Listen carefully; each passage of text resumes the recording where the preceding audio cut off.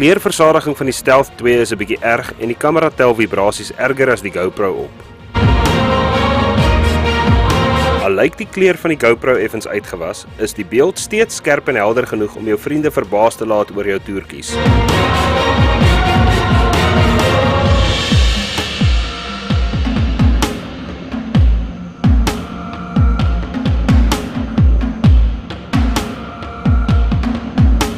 Die Garmin se kleur is 'n bietjie meer uitgewas as die TomTom se, maar beide se kwaliteit is skerp en helder op 1080p.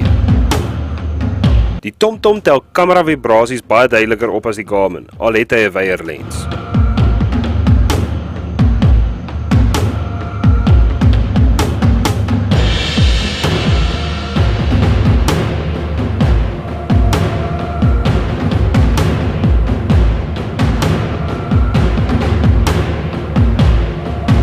Die kleur van die reën is so oorversadig dat dit onnatuurlik lyk.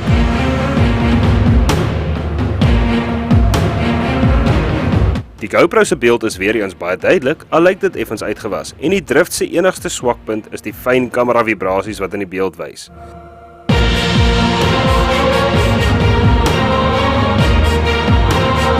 Die Pivot8 Durango is dalk 'n goeie idee as jy nie 'n kamera wil ronddra nie, maar dit skud net te veel rond om effektief te werk.